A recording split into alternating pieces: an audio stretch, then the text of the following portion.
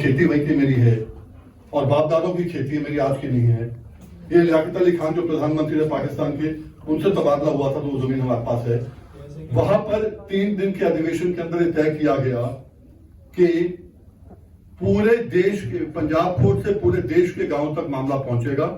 हर गांव में एमएसपी, गांव एमएसपी, हर घर एमएसपी, फसल हमारी, भाव तुम्हारा नहीं चलेगा। इस भूमिका को लेकर हम लोग जो है देश के 70% लोग जो हैं, जो आज निर्धारित है खेती के ऊपर, बेशक लेबर हो या खेती करने वाला हो, उसके लिए रास्ता दिखाना है। वो रास्ता आज इसलिए दिखाना है, आप देख लीजिए घूम के कितने बच्चे यहां पर बैठे हैं। बच्चे खेती नहीं करना चाहते, बच्चे आपके भाषण नहीं सुनना चाहते। बच्चा जो आज है देश का, वो विकल्प चाहता है। उसकी शादी नहीं हो रही अगर वो खेती करता है तो। मैं बार बार कहता हूं, लड़की का बाप खुद खेती करता है पर अपनी बेटी का हाथ खेती करने वाले को नहीं देता है। ये बुरा हाल हो चुका है हमारे देश के अंदर आज। इसलिए इसका विकास जो है वो है कि हर गांव के अंदर, हर गांव में, उत्तर प्रदेश में आप देखें ये बहुत हजारों गांव हो चुके हैं, महाराष्ट्र हजारों गांव हो चुके हैं। परसों छत्तीसगढ़ हम जा रहे हैं, वहां पर पूरे ऑर्गेनाइजेशन सब इकट्ठे हो रहे हैं। ये वापस आने के बाद 18 तारीख को देहरादून है, 19 तारीख को पश्चिम उत्तर सहारनपुर है, 20 तारीख को हरियाणा है, 21 तारीख को इस तरफ है।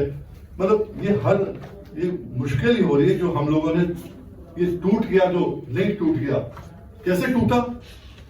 कुछ गलत लोग आ गए, कुछ अच्छे लोग आ गए, जो भी कारण हो, जिसे कहते हैं we can't take the clock back. हमें पीछे घड़ी को नहीं लेके जा सकते, आगे देखना है कि आगे का रास्ता क्या है। और आगे का रास्ता यह है कि हम लोग जो हैं, मैं आपको केवल 1 मिनट के अंदर बात खत्म कर रहा हूं इसमें। हम लोग जो हैं हर गांव से, गांव में पहले तो होर्डिंग लग रहे हैं और इसमें आपको सोलंकी जी, रामकरण जी अच्छे से जानते थे, वो गाजीपुर भी आते थे बहुत ज्यादा हमारे पास। आप भी पतन साथ आए हो, नहीं आए हो मालूम नहीं उस समय। हाँ, ये गाजीपुर भी गए हो। पर आपसे मैं ज्यादातर ढांसा बॉर्डर संभालता था। देखिए, ढांसा हो, कैर हो, खेरा हो, जितने गांव आपके उस तरफ के हैं, मैं तो अपनी तरफ की बात कर रहा हूँ। आप क्या कराला है, उसके बाद लाड़पुर है, जोंती है, टटेसर है, पंजाब खोड़ है, जगखोड़ है, कुतुबगढ़ है, ये पूरे गांव जो हैं, इनमें थोड़ा आपकी हिस्सेदारी थी। किसके लिए? आने वाली संतान के लिए। आज हम लोग बेशक कह दें कि 5 गुना बढ़ जाएगा, 4 गुना बढ़ जाएगा, किसी का कुछ बढ़ने वाला नहीं, कुछ नहीं हो रहा है, कुछ नहीं हो रहा, कुछ बढ़ने वाला नहीं है। हकीकत के साथ चलना पड़ेगा। हकीकत यह है कि हमारे बालक जो है खेती नहीं करना चाह रहे। हकीकत यह है कि देश के अंदर 88% लोग 3 एकड़ से कम की उनकी जोत है। उनके पास तो एमएसपी बेचने के लिए नहीं है। 3 एकड़ भी कहाँ है जी, 2 एकड़ भी। वही मैंने कहा ना, 87% 3 एकड़ से कम हो गया, 2 एकड़ हो गया, 3 बीघे हो गया, 2 बीघे हो गया, जो भी हो गया, उनके पास कम जोत है। वो अपनी जोत बोने के बाद नौकरी करते हैं, दिहाड़ी करते हैं, तो उनका घर का खर्चा चलता, वरना घर का खर्चा नहीं चलता। उनकी बात करनी, उनका घर कैसे चलता है? पशु से चलता है। आज आप कहीं चल जाएं, जो भाई राजस्थान से आए हैं, जो भाई बाहर से आए हैं, यूपी से आए हैं, कहीं से आए हैं, आज आप देखेंगे गौ माता बोलते हैं हम। गौ का क्या हाल हो रहा है आज? क्यों हो रहा है? क्योंकि देहात के अंदर गाय के दूध का रेट पानी की बोतल से सस्ता है। अगर एमएसपी उसका मिल जाता है तो 80% लोगों का जो है रोजगार दूध से होता है। आज वो 2 एकड़ वाला, 2 बीघे वाला, 4 बीघे वाला दूध बेचता है। 4 पशु हैं, 2 दूध देती हैं और 2 को खिलाता है और अपना घर भी पालता है। आज ये हाल हो गया है। तूड़ी देख लो आप, भूसा जिसे कहते हो, उसका रेट देखो गेहूं के बराबर हो गया है। खली देख लो, बिनौला को देता ही नहीं है आज।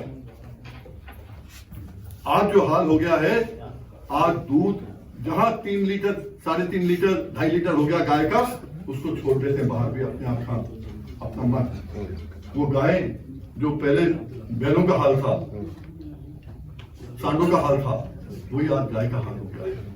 आदमी लट लेके बाहर मारता है जैसे गौ माता कहते थे। तो इन तीनों का हल एमएसपी है। एमएसपी हमें चाहिए अनाज का, हमें एमएसपी चाहिए सब्जी का, एमएसपी चाहिए हमें फल का, एमएसपी चाहिए हमें दूध का। तो ये सब चीजें जो है ना, ये सब चीजें जो हैं, ये हम लोग को करना है। जैसे मैंने कहा, कोडिंग लग जाए, उसके बाद 10-15 फोटोएं लग जाए उसके अंदर गांव के लड़कों की या गांव के बुजुर्गों की। लोग उनसे पूछेंगे भाई क्या है, भाई क्या है इसमें, फिर वो बताएगा भाई क्या है। फिर प्रधानमंत्री को चिट्ठी दिखाइए उसके अंदर से, हर गांव से चिट्ठी आए। एक माहौल बनाना पड़ेगा। आज हम नहीं चाहते कि दिल्ली वापस कोई आए। अगर हमने 6.5 लाख के अंदर अपना हर गांव में कुछ ना कुछ कर लिया तो 6.5 क्या, यहाँ पर 65 लाख लोग दिल्ली आ जाएंगे। और हमें याद है जिस समय 18-19 के अंदर 2018-19 में 3.5-4 लाख लोग हम दिल्ली लेके आए थे। जिस समय आपको याद होगा, राहुल गांधी से लेकर अरविंद केजरीवाल तक सब हमारे मंच पे आ गए थे पार्लियामेंट स्ट्रीट के अंदर। मैं सबसे पहले धन्यवाद देना चाहता हूँ जो ये हमारे जो तपस्वी जो भूमि को आदर्श परिवार ने जो ये कार्यक्रम किया है, उसका मैं बहुत तहे दिल से धन्यवाद करता हूँ। सबसे बड़ी चीज तो ये है राजनीतिक में और सामान्य में, आप सामान्य जीवन में क्या फर्क है। सब बड़ा कारण क्या है कि जो अपराध को देखकर भी मौन रह जाता है, सबसे बड़ा अपराधी वो है। मैं तो उसको अपराधी से भी बड़ा अपराधी मानता हूँ। जो अपराध को देखकर भी मौन रह जाता है वो उससे बड़ा अपराधी है। अगर ऐसा हो जाए अपराध को देखकर मौन ना रहे तो अपराधी खत्म हो जाए।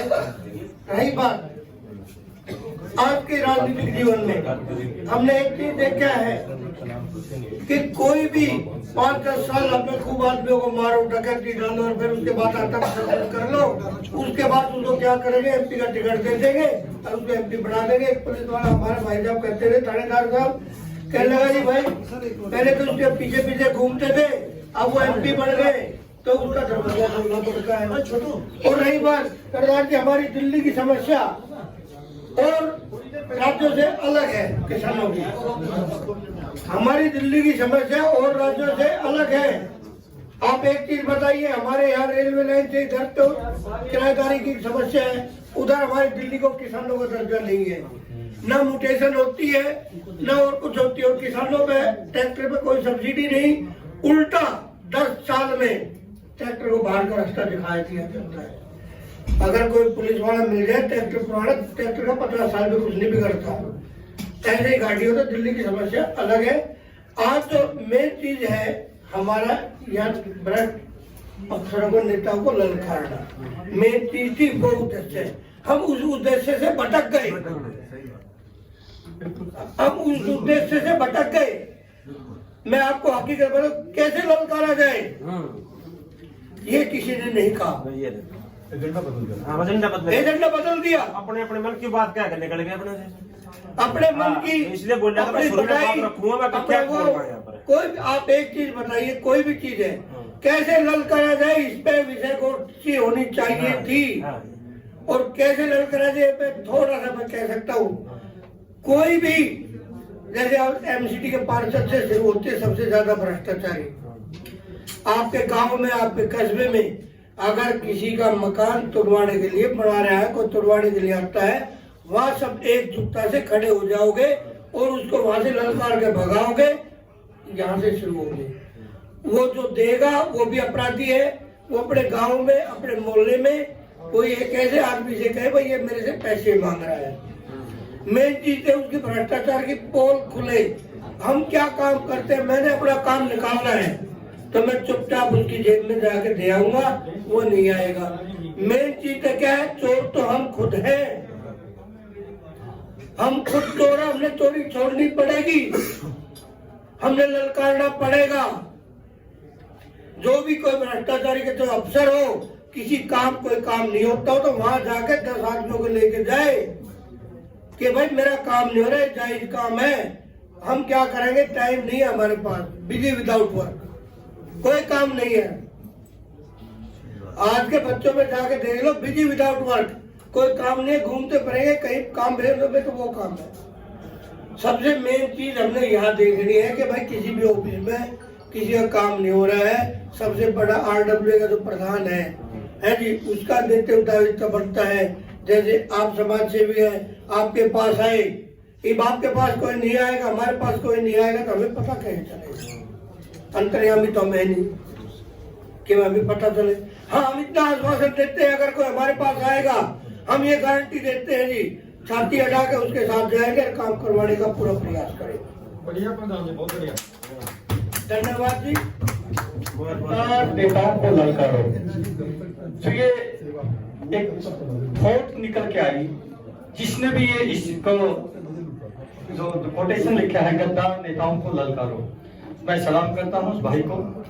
आदर्श तपस्वी परिवार जो हमारे योगी माथुर जी हैं कराला विलेज से, मैं उस माँ को प्रणाम करता हूँ जिसकी कोख से ऐसे क्रांतिकारी भाई पैदा हुए। सच नमन है उस माँ को कि जिन्होंने ऐसे वीर भाई योगी माथुर को जो है जन्म दिया। तो गद्दार नेताओं को ललकारने का जो है एक मादा रखता है। मेरा सलाम है योगी भाई को, उस माँ को सलाम। समय हो चुका है, गद्दारों को ललकारना पड़ेगा। हमारे बीच में DM साहब हैं, हमारे बीच में 360 गांव के प्रधान जी हैं। मैं प्रधान जी को जानता हूँ। सक्सेना जी ने एक बात कही थी, चंद आदमी हैं लेकिन मैं उसको रिपीट करना चाहूंगा। मैं पालम गांव का जो सेक्टर 7 वार्ड का है, रामफल चौक पे, उसी पे हम 2 सैनिक मिलकर के मकान बना रहे थे। 2 सैनिक, क्योंकि एक सैनिक की गुदड़ी नहीं होती, उसकी औकात नहीं होती, इतना पैसा ही नहीं होता कि दिल्ली जैसे शहर में कोई छोटा सा अपना आशियाना बना ले। ई ब्लॉक में 2011 की बात है। रामफल चौक पे निगम पार्षद थे आपके विजय पंडित जी, उस चौर को जानते होंगे आप, सही बोल रहा हूँ सब। और मेरे से कम उम्र का था वो। हमारी उसको श्राप लगा कि मां भगवान तेरे को जरूर देखेगा। 5 लाख रुपए की घूस मांगी साहब हम लोगों से। ये था 5 लाख रुपए की घूस मांगी। एक सैनिक जो देश के लिए कुर्बानी देता हो, देश के लिए मर मिटता हो, और एक सैनिक से घर बनाने की एवज में दिल्ली के नेता 5 लाख रुपए अगर घूस मांगते। मैं मुद्दे को नहीं उठाना चाहता, लेकिन आपने बात रखी तो उसको मैं बताना चाहता हूँ। 5 लाख रुपए घूस मांगी हम लोगों से। हम लोगों ने बहुत विनती की, रिक्वेस्ट की कि भाई फौजी आदमी, हमारे पास पैसा नहीं है, हमारे पास नहीं इतना पैसा कि हम आपको 5 लाख दें, हमारा मकान भी नहीं बनेगा। लेकिन नहीं माने साहब, हमारे मकान की छत कटवाई, और छत कटवाने से भी उसका मन नहीं भरा तो हमारी बिल्डिंग को सील करवाने की कोशिश की। वकील साहब, हमारी बिल्डिंग को सील करवाने की कोशिश की। पुलिस आई बिल्डिंग को सील करने के लिए, और हमारा पहले नॉर्मल आर्गुमेंट हुआ, फिर हॉट आर्गुमेंट हुआ, और फिर हाथापाई में तब्दील हो गया। हमारे फौजी आदमी है, गोली मार दो, हमें गोली मार दो, लेकिन हम तुमको घूस नहीं देंगे। साला धिक्कार ना कर, घूस देके मकान बनाए तो। हमने साहब विरोध किया, उस विरोध में हमें ओवर पावर किया गया। तो हम लोकल नहीं थे। साहब ने कहा, प्रधान जी ने, कि ऐसा हमें अगर कोई सूचित करेगा तो हम उसके साथ खड़े होंगे। मैं सलाम करता हूं आपको, लेकिन वहां पर हम सूचित नहीं कर पाए, हम लोकल नहीं थे। और साहब पुलिस पकड़ के लेके गई हमें। एक सेकंड साहब, पुलिस पकड़ के लेके गई, और उस हाथापाई में जो है हमारे भी हाथ पैर लगे होंगे और उनके भी लगे हमें, जिसमें ईगो बनाया गया पुलिस का, फौजी वाला। मैं तुम्हारा फौजी प्लान निकालूंगा। रणवीर नाम था SI का, SI रणवीर साहब, मैं तेरे हाथ में जितनी पावर होगा उसको इस्तेमाल कर लेना, तेरे रहम की जरूरत नहीं है। कभी मन में तेरे पछतावा रह जाए कि मैंने फौजी को ऊपर रहम करके, तेरे रहम की जरूरत नहीं है। तेरे हाथ में जितनी पावर हो इस्तेमाल कर लेना, तेरे सामने गिड़गिड़ाएंगे नहीं। फौजी आदमी हमने कोई मर्डर नहीं कर रखा, कोई रेप नहीं कर रखा, अपना मकान ही तो बना रहे थे। साथियों, उसने ईगो बना करके सरकारी कर्मचारी पे हाथ उठाना, बाधा डालना, ये 50 टाइप के उस पर हमारे ऊपर केस लगाए, और तिहाड़ जेल हम 3 दिन के लिए गए साहब। मैं, मेरा बेटा, मेरे साथी। वो मेरी लाइफ का जो एक टर्निंग पॉइंट था। आज जो मैं आपके बीच में खड़ा हुई वर्दी पहन करके, और हम लोगों ने एक जनता ब्रिगेड पार्टी बनाई है। कहते हैं कि जब पाप का घड़ा भरता तो फूटता है। भगवान किसी न किसी को पाप का घड़ा भरने के लिए पैदा कर देता है साहब। हमारी कई पीढ़ियों से कोई राजनीति में नहीं था। जनता ब्रिगेड पार्टी का राष्ट्रीय अध्यक्ष साथियों ने मुझे सुना है, आज मैं किसी टीम को बुलाया नहीं था, नहीं तो हमारी पूरी लंबी छोटी टीम है। ये साहब आपके भी उस पर गाजीपुर बॉर्डर पे हमारा पूरा टेंट लगा था, पता होगा आपको। जब हमारे किसान पिताओं को और भाइयों को हमारे देश के कुछ नेता आतंकवादी पाकिस्तानी कैसे कैसे शब्दों से नवाज रहे थे, तब हम लोगों ने जाकर के, क्योंकि हमसे नहीं रुका गया कि हमारे पिताओं का, हमारे भाइयों की, किसान सैनिक तो किसान का बेटा होता है, एक सिक्के के दो पहलू हैं, किसान और जवान। तो हम नहीं रोक पाए अपने आपको। पेंशन के ऊपर भी बहुत सारे, जैसे हमारे अरुणा जी ने कहा कि पेंशन के ऊपर भी अटैक मारे गए, हम ये कर देंगे वो कर देंगे, लेकिन हम डरे नहीं। हम किसान पुत्र हैं, अपना पेट तो भरी लेंगे। हम किसानों के साथ भी कंधे से कंधा मिला के लगे। मैं तो एक ही बात कहता हूँ, इस देश में बहुत बड़ी क्रांति की जरूरत है। इन गद्दारों को ललकारने की जरूरत है। आतंकवादी वो नहीं होता जो एक दो आदमी मार देता है। आतंकवादी तो संसद में बैठे साहब, जो इस देश को तोड़ने का काम करते हैं साहब, आतंकवादी वो है। और ऐसे गद्दारों को ललकारने की जरूरत है, जो असली माँ का सपूत है। अरे जिसकी रगों में खून है, सच्चा खून, वो ललकारेगा। और इन गद्दारों को, जैसे श्रीलंका के अंदर हाल हुआ है, इन गद्दार नेताओं को हम ललकारते हैं। और 2024 के अंदर क्या चंद्रगुप्त करेगा, ये फौजी भाई आह्वान करते हैं। भारत माता की नकली आदमी एक नहीं चलेगा, देशभक्ति में नकली पर सुझाव चलेगा। मैं ठीक है, बड़े भाई प्रधान जी हैं, असली आदमी देशभक्ति हमारे पिता तुल्य हैं। आप लोगों के संस्कारों को, चरित्र सापना होता दूसरे कैसे करेंगे। आप लोगों के संस्कारों को, क्योंकि किसान पुत्र हैं, आप लोग जो संस्कार दे करके हमें खिला पिला करके देश की सीमाओं की सरहदों की रक्षा करने देते हैं, हम उन संस्कारों को जीते हुए अपने प्राणों की बाजी लगा देते हैं, लेकिन देश का सिर कभी नहीं झुकने देते साथियों। आज इस माँ भारती को आप जैसे भाई योगी माथुर जैसे, और हमारे प्रधान जी भाई भीम साहब भी क्रांतिकारी है, मैं इनको भी बहुत दिल से सलाम करता हूँ, सम्मान देता हूँ। ऐसे लोगों की जरूरत है और गद्दारों को ललकारने की जरूरत है। आतंकवादी संसद में बैठे, खाली करवा दो संसद को, इस देश के मंदिर को। मैं तो इतना कहूंगा, सभी को जय हिंद, जय भारत। अंत में, जब एक सैनिक सीमा पर खड़ा होता है, सामने जब दुश्मन की गोली होती है और मेरे पीठ पीछे मेरा प्यारा वतन होता है वतन, तब हमसे एक संकल्प लेते हैं। और संकल्प क्या होता है? संकल्प होता है फिक्र नहीं मर जाने की मिट जाने की, फिक्र नहीं मर जाने की मिट जाने की, अन्याय नहीं होने देंगे। और जब तक सांसी सीने में आए मेरे प्यारे वतन तेरा शीश करने झुकने देंगे। इसी के साथ अपने सारे साथी हैं। इस देश के अंदर नफरतों की आग लगाती है, जाति और धर्म में देश को बचा लीजिए। फौजी भाई हैं, जब इन कुकुर मुत्तों को आप देश हाथ में सौंप सकते हैं, तो क्या इन फौजी भाइयों को एक मौका नहीं दे सकते क्या? मंच पर विराजमान आज के मुख्य अतिथि, किसानों के नेता और हमारे आदरणीय पीएम सिंह जी, उन्हीं के साथ मंच पर विराजमान और मंच की शोभा बढ़ा रहे 360 गांव के प्रधान सोलंकी जी, चौधरी राम कुमार सोलंकी जी, उन्हीं के साथ मंच पर विराजमान देश की सेना में अपनी जवानी को देने वाले क्रांतिकारी साथी और हमारे आदरणीय वीर सिंह चौहान जी, और इस सभागार में उपस्थित सभी मेरे बुजुर्गों, मेरे नौजवानों को बहुत संजय शिवाल की तरफ से आप सभी का अभिनंदन और बहुत बहुत आभार। साथियों, आज की सभा के संयोजक क्रांतिकारी साथी हमारे और आदरणीय बड़े भाई योगी माथुर जी को मैं तहे दिल से धन्यवाद देना चाहता हूं कि इस मंच की देश को आवश्यकता है। और मैं तो एक छोटी सी बात कह के अपनी वाणी को विराम दूंगा कि रखो हौसला, वो मंजर भी आएगा और प्यासे के पास चल के अब समंदर भी आएगा, लेकिन तुम थक कर मत बैठ जाना है मंजिल के मुसाफिरों, क्योंकि अब मंजिल भी मिलेगी और मिलने का मजा भी आएगा। क्योंकि आज इस देश को जरूरत है उन नौजवानों की जो बॉर्डर पे रह के काम नहीं करते, जो देश में काम करते हैं और एक एक जवान को ये प्रशिक्षण देते हैं कि मेरे फौजी भाइयों, आप लोग चिंता मत करना, अगर आप बॉर्डर को संभालोगे तो देश को हम संभालेंगे। तो साथियों, क्योंकि समय की बड़ी पाबंदी है, बोलने को बहुत कुछ है मेरे पास, क्योंकि मैं एक ऐसी पृष्ठभूमि से आता हूं कि जहां पर शोषित और शोषण है, कि बलि ना कभी सिंगों की होते सुना, बलि वेदी पे बकरे लाए गए, ना काटे सीधे टेढ़ों पे आरे चलाए गए, ना काटे टेढ़े सीधों पे आरे चलाए गए, विषधारी को विष पिलाया और विष इन तरफाए गए।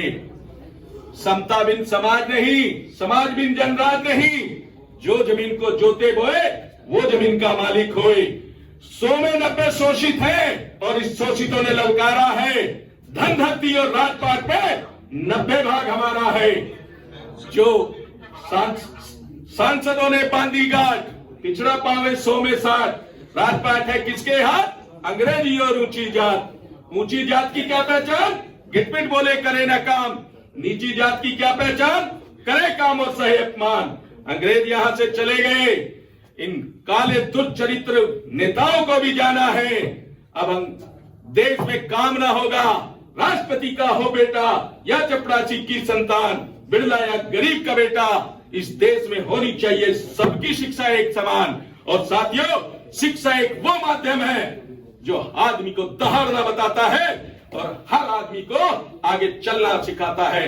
मैं संजय शिवाल अपनी तरफ से आप सभी को यह आश्वस्त करता हूं कि देश को अगर संजय शिवाल का कतरे का एक एक निचोड़ के खून की भी आवश्यकता पड़े तो संजय शिवाल कभी पीछे नहीं हटेगा, क्योंकि वो एक जवान का बेटा है, एक आर्मी वाले का बेटा है।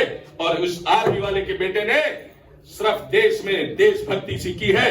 और इन्हीं शब्दों के साथ जय हिंद, जय भारत। के लिए उठ का चल का दूर दूर से इतना धैर्य रखा, बातें सुनी, आप सभी का बहुत बहुत धन्यवाद, आभार, अभिनंदन। हाँ, जब कहीं से देशभक्ति के बात उठती है तो निकल कर आते हैं देशभक्त, तो बड़ा अच्छा लगता है। मिलजुल के कुछ करेंगे।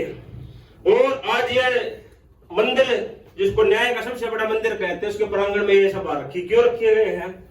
हमने इस देश को जागृत करने के लिए, देश को संभालने में सुधार करने के लिए सामाजिक स्तर से लेकर और एसडीएम कोर्ट से लेकर यहाँ पर सुप्रीम कोर्ट तक हमने केस लड़े हैं और लड़े हैं। और यहाँ पर इस माइक आपके मंच के माध्यम से ये कहना चाहता हूँ, कहीं पर कोई न्याय नहीं है, कोई न्याय व्यवस्था नहीं है, न्यायालय में न्याय नहीं है, चिकित्सालय में चिकित्सा नहीं है, शिक्षालय में शिक्षा नहीं है, समाज में कोई संस्कार नहीं है। और उनकी देन केवल और केवल ये नेता है। नेताओं ने सारा सिस्टम बिगाड़ रखा है। अगर नेता सुधरेंगे तो ये देश सुधरेगा, समाज सुधरेगा, जात बिरादरी समझेगी, सुधरेगी, परिवार सुधरेंगे। और इसके लिए बहुत धैर्य की आवश्यकता है। हर कई आदमियों ने कहा कि देश के लिए मैं ये करूंगा वो करूंगा। देखो, ये 47 से बटोर लुट्टो की नीति पर राज करते आए हैं और कोई फार्मूला नहीं है आज तक किसी राजनीतिक पार्टी के पास वो कितना बड़ा टपटॉप है, कोई फार्मूला नहीं है।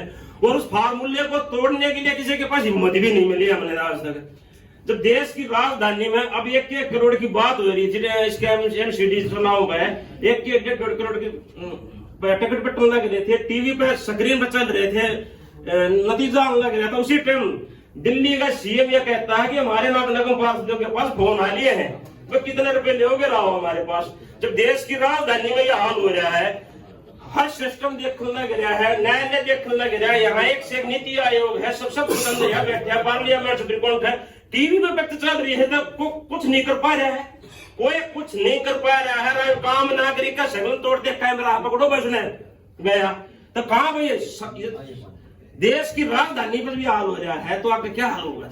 ये पूरे देश में जाकर देखेंगे तो क्या हाल होगा? इनको कैसे भाई बैठाया जाएगा? देखो, आदमी किस चीज से डरता है? जान से, माल से, सम्मान से। भाई को जन समूह उठाओ, भाई उसको विरोध कह देंगे, ठीक है, माल इनका है, माल कब्जा कर रहे, माल इनका नहीं है, माल देश का खाए बैठे हैं। सम्मान की बात करें, झूठे आदमी का, बहरूपी आदमी का कोई सम्मान नहीं होता। वही अपने आप में राज्य हो रहा है ना, उसको कोई स्वाभिमान होता। कोई हो इसमें मैं होया, आप हुए का, ये अंदर बैठे बाहर बैठे कोई होया। सच्चे आदमी का सम्मान होता है, एक चरित्र आदमी का सम्मान होता है, दोहरे चरित्र आदमी का कोई सम्मान नहीं होता। इसमें ना होना चाहिए, ये ग्रंथ भी कहते हैं, महापुरुष भी कहते हैं, तो इनका सम्मान भी नहीं है। अब रहेगी जान की बात, तो जान जिनका जमीर मर गया है, वो एक जिंदा लाश हो है, वो तो एक दाह संस्कार करना हो है, वो चलती फिरती डेड बॉडी हो, तो इनका जहन भी नहीं है। अब रहेगी समाज को इकट्ठा करने की, जो इन्हें चाल चल रखी है, समाज इकट्ठा ही नहीं हो सकता। वो चाल में पूरे कामयाब हो रहे हैं, समाज इकट्ठा नहीं हो सकता, निडर निडर होंगे, तो इनको कैसे रोका जाए, कैसे ललकारा जाए? असली बात ये है, असली बात तो उसको रोकने के लिए हम इनका घेराबंदी करेंगे, इनकी कोठी कमरे गाड़ी बंगले का कहीं पर भी, और जरूरत पड़ी जब ये राजनीति शब्द की आड़ में कुछ भी करने को तैयार है देश की राजधानी में बैठकर, तो हम भी अपने देश को बचाने के लिए कुछ भी करने के लिए तैयार है। हम मानो बम बनने के लिए तैयार है। कौन साथ में है, और साथ में है जो योगी माथुर झूठ नहीं बोलता, दगा नहीं देगा, और इनके अंदर घुसेंगे। जब तक इनके अंदर भय नहीं बैठेगा, जब तक ये देशद्रोही घटनाओं को अंजाम देते रहेंगे, देश को लूटते रहेंगे, बांटते रहेंगे, काटते रहेंगे, मूर्ख बनाते रहेंगे। मैंने हाथ जोड़े कोड़िया पाई के बहुत नेताओं के सामने मेरी शुद्ध भावनाओं का बलात्कार किया है नेताओं ने, किसी को समझता नहीं और कुछ नहीं। तो इस देश को हम सच्चे देश भक्त है, उसके लिए हम किसी कीमत पर जा सकते हैं, मातृभूमि को बचाना है, उसके लिए कुछ भी कर सकते हैं। हमने अपने जीवन कुछ 24 घंटे देश ये कहां से घुसा है? आप भी कह रहे थे आध्यात्मिक है, बिल्कुल आध्यात्मिक है। हमने अपने आप को खूब रोकने की कोशिश करी, यार ये सारा देश पेटू हो रहा है, स्वार्थी हो रहा है, तो क्यों हम परेशान हो रहा है? लेकिन इस देश पर 7,32,000 बलिदानियों ने जान दे रखी है, क्या उनका घर चला जाएगा? ये देश सारा जो दुनिया भटकती है, ये देश उसका मार्गदर्शन करता है, लेकिन ये देश खुद ही भटका हुआ है। इस देश का कौन मार्गदर्शन करेगा? देश के मुख्य तंत्र पर, राजधानी पे ऐसी चचोरी टपोरी नाटक नोटंकी की राजनीति हो रही है। देश देख रहे हैं, सभ्य समाज देख रहे हैं, प्रबुद्ध लोग देख रहे हैं, लेकिन कोई कुछ नहीं कर पा रहा है। सुप्रीम कोर्ट के जज देख रहे हैं, किसी के पास कोई इलाज नहीं है। इलाज सिर्फ एक है कि इनका भय बैठाना पड़ेगा, भय बैठाना पड़ेगा, भय बैठाना पड़ेगा। एक टीम ऐसी मजबूत करनी पड़ेगी जब उन्हें दिखेगा कि देश की एकता और अखंडता को तोड़ने का प्रयास हो रहा है, तो वो टीम आ जाएगी और तो खत्म कर देगी। ठीक, तो भय बैठाएगा क्या कुछ नहीं चला, बात बनेगी। इस देश ने, इस राजनीति ने देश का बेड़ा कर रखा है। राजनीति शब्द की आड़ में मुट्ठी भर लोगों ने इस पूरे देश का डुगडुगी बचा रखी है, और हम बच रहे हैं। और हम अपने एक दूसरे की काट फास में, एक दूसरे की छोटी मोटी बात में तोड़ जाए, लेकिन उनका दावा छोड़ देने के लिए हमारे पास ना हिम्मत है, ना हौसला है, ना बुद्धि है, ना बोलते हैं। क्या देश ने, ये नेताओं ने सारे देश को कपटी, कायर, कमजोर, स्वार्थी पेटू समझ लिया ना? सारा देश नहीं, आज भी देश भक्त पुण्यात्मा सच्ची आत्मा इस धरती पे है। जब तक ये धरा रहेगी, पृथ्वी रहेगी, जब तक पैदा होती रहेगी। अगर ये देश मिटेगा तो विनाश निश्चित है, कुछ नहीं बचेगा। फिर इस देश के गद्दारों, मैं बार कहूं, फिर कहूं, पिछली बार भी मैंने गाड़ी में पोस्ट लगाया था, देश के नेताओं जमीर जगाओ। तो आप जैसे प्रबुद्ध लोगों ने बोला था, क्यों परेशान हो रहे हो? नेताओं का जमीर होता है, पहले जगेगा कहां से? तो उसको जब हमने ना होगा तो हम उसको भय बैठाएंगे और देश को लुटने नहीं देंगे, पिटने देंगे। देश की राजधानी से ऐसी क्रांति की आवाज उठाना चाहते हैं जिससे देश के इसमें बैठे, विधानसभा बैठे हो, लोकसभा बैठे हो, उन गद्दार नेताओं के अंदर भय बैठे है कि वो संगठन आएगा, मुझे ललकारेगा, और इसके अलावा कोई रास्ता नहीं है। उनसे हाथ पांव जोड़ लो, आध्यात्मिकता की बात कर लो, देशभक्ति की बात कर लो, सारी निराधार है, कोई अंदर कोई भक्ति भाव नहीं है। तो इसका एक ही इलाज है, भय बैठाना। राजनीतिकों ने ये पूरे देश पर राज करे, हम ऐसी नीति अपनाएंगे जो देश की राजनीतियों को नीति खेली जाएगी, उनको भय बैठाया जाएगा। और उसके लिए एक ऐसी मजबूत टीम चाहिए है, ऐसी मजबूत टीम चाहिए जो संजय सवाल कहेगा है देश आपको खून का कतरा आखिर से दे दूंगा। जो खून का कतरा देने वाले हैं, देश निकल कर आएगा कतरा देने वाले, तो देश बच जाएगा ना, देश तो गया खड्डे में। और आने वाले समय में सन 47 का और उससे भी भयंकर का जो दौर रहा है, वो यहाँ पर परिस्थितियां रच दी गई है, सारे रच दी गई है। ना भारत, ना भारतीयता, ना भारतवासी, कुछ भी सुरक्षित नहीं है, कुछ भी सुरक्षित नहीं है। और जितनी बड़ी ऊंची बिल्डिंग है, जितने ऊंचे ये सरकारी विभाग डिपार्टमेंट है, उसके अंदर उतने खोखड़े आदमी बैठे हैं, उतने ही खोखड़े आदमी। बातें बड़ी बड़ी होती है, धरातल पे कुछ नहीं होता है। तो मेरे प्यारे साथियों, बड़े बुजुर्गों, एक बहुत धैर्य का कार्य है, बहुत लंबा कार्य है, महान कार्य है। हम सब पे गंभीर संकट काल चल रहा है, और इस तरह अधीर होकर ना भागे एक दशा लेवे, सोचे विचार है, और जिसमें जो भी समर्पित हो वो अपना बतावे। सबका फोन नंबर आ गया है, फिर सोच विचार कर लेना, कोई तुरंत में कोई राय नहीं चाहता है, ना कोई किसी सलाह मशवरा, खूब सोचना विचारना सुबह शाम। लेकिन हाँ का मतलब हाँ होना चाहिए, ना का मतलब ना होना चाहिए। नाटक नौटंकी बिल्कुल नहीं होनी चाहिए। नाटक नौटंकी हो तो अपने घर में बैठो, कोई दिक्कत नहीं है। हम अपने समय धन ऊर्जा नाटक नौटंकी के लिए नहीं बर्बाद कर रहे हैं। हम सच्चे देशभक्त हैं और देशभक्ति का अलग जगाएंगे, बदलाव चाहते हैं और अपने देश को पूर्णतः सुरक्षित चाहते हैं, अपने देश को पूर्णतः विश्व का मार्गदर्शन के रूप में देखना चाहते हैं। लेकिन जब देश के नेता खुद भटके हुए हैं, किसी के पास दशा नहीं है, ना ही कोई बात करता है देश की, ना एकता की, ना अखंडता की, ना और कुछ, मेरी राजनीति कैसे चमकेगी, मेरी राजनीति कैसे चमकेगी, मेरी राजनीति कैसे चमकेगी, इसके अलावा कुछ नहीं है। बहुत एक से एक चैंपियन बैठे रहे, उनके एक से एक उनका दिमाग घुमाने बैठे रहे हैं। 400-500 लोगों की टीम रहे हैं। पैसा कहां से आएगा, वहां से कैसा, वहां से निकालो, वहां से निकालो। टकाई धर्म टकाई क्रम टके से शुरू, टके में खत्म, टके के चक्कर में 2 टके के हो रहे नेता, और इस टके के चक्कर में जो धर्म प्रधान देश था, जो पुण्य प्रधान देश था, जो कर्म प्रधान देश था, जो एक भाईचारा, उसमें सब कुछ खत्म करके सब कुछ पगलाया हुआ है। ना कोई भाईचारा रह रहा, ना कोई सहानुभूति रह रही, ना और कुछ नहीं रह रहा। ठीक है, तो ये बहुत गंभीर विषय है। यहाँ तक आए हैं, आप इस विचार को ऐसे ही निकल रहे, ऐसे ही एक 5 मिनट का समय दे दो बस, ऐसे ही हल्के में निर्णय लिया। कोई किसी का भाव आया, विचार आया और वहां पर सुप्रीम कोर्ट में जाकर होल बुक कर लिया, कार्यक्रम रख दिया, कुछ नहीं। ये यात्रा है, लंबी यात्रा है और धैर्य के साथ, समर्पण के साथ, त्याग के साथ आगे बढ़ना होगा। अगर किसी में हिम्मत हो तो तुम आगे आओ।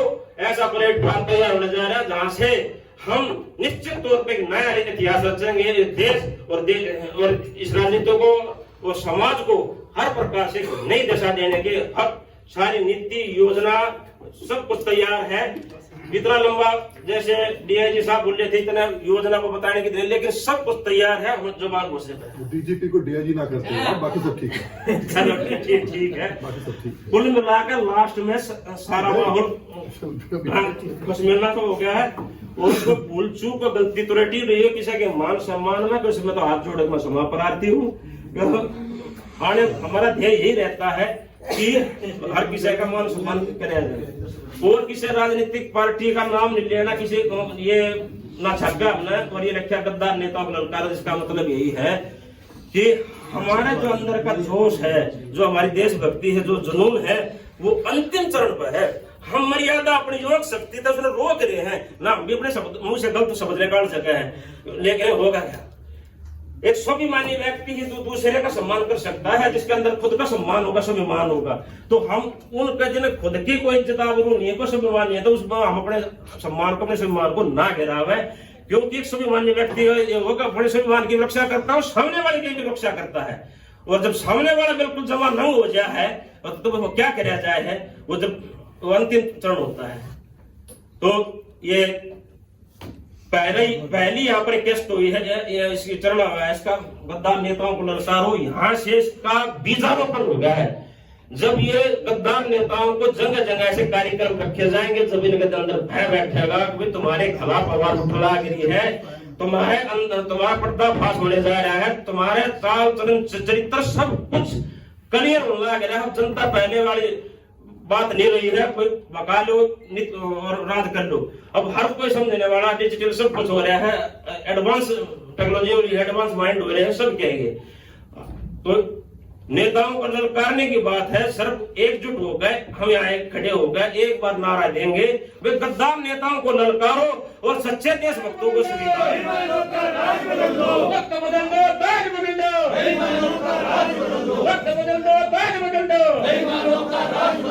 और ये अंतिम है समय, ये करो या मरो की तरफ पे, जैसे पिछली बार था करो या मरो, तो अब भी वही समय है। आज 75 साल बाद, 47 के बाद करो या मरो की स्थिति है। छोटा सा नारा है, धर्म और जात